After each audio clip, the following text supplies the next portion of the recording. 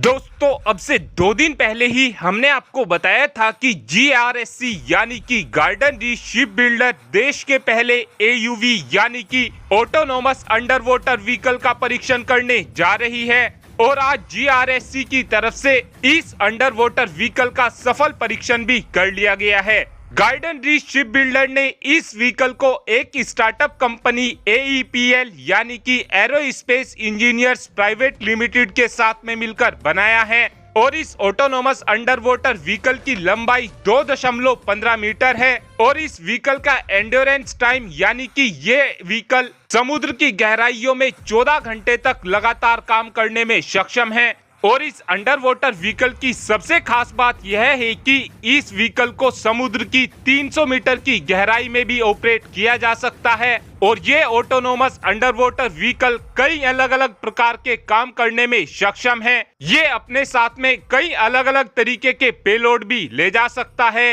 इस autonomous under water vehicle को specially surveillance और दुश्मनों की माइंस का पता लगाने के लिए बनाया गया है और इस अंडर वाटर व्हीकल के आ जाने से भारत की मैरीटाइम कैपेसिटी एक नई ऊंचाइयों तक पहुंच जाएगी। आज तक इस तरीके के हथियार बनाने के लिए केवल अमेरिका और यूरोप के देशों को जाना जाता था, लेकिन अब इस तरीके के अंडर वाटर व्हीकल को भारत अपने देश के अंदर ही डिजाइन और डेवलप करने में लगा हुआ है। और इस तरीके के अंडर वाटर व्हीकल के लॉन्च के बाद अब गार्डन रीच शिप बिल्डर ने अपने फ्यूचर के कई प्रोजेक्ट्स को लेकर बताया है, जिसमें गार्डन रीच शिप बिल्डर का कहना है कि हम केवल इसी चीज पर फोकस कर रहे हैं कि अपनी नौसेना को कई अलग अलग प्रकार के ऑटोनोमस अंडर वाटर व्हीकल दिए जा सके। और फिलहाल गार्डन रीच शिप बिल्डर 3 अलग अलग प्रकार के व्हीकल्स बनाने में लगी हुई है, जिसमें सरफेस, सब सरफेस और एरियल व्हीकल शामिल हैं। और गार्डन रीच शिप बिल्डर इस साल के अंत में यानी कि अक्टूबर महीने तक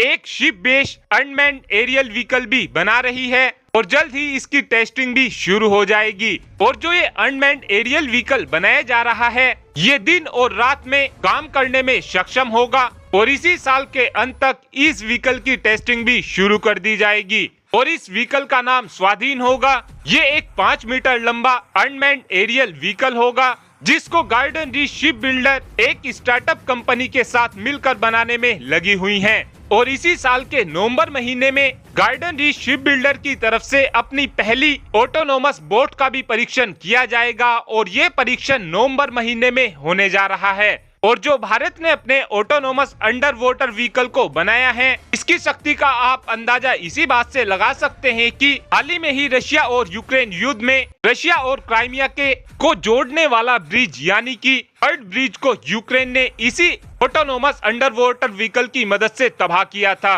और ये व्हीकल ब्रिटेन ने यूक्रेन को दिया था और इसका नाम ह्यूमर 600 है। आपको क्या लगता है कि क्या भारत को भारी संख्या में ऑटोनोमस अंडर वाटर व्हीकल बनाने चाहिए, हाँ या फिर ना? इस बात का आंसर आप कमेंट बॉक्स में दे सकते हैं। Thanks for watching this video. Have a good day.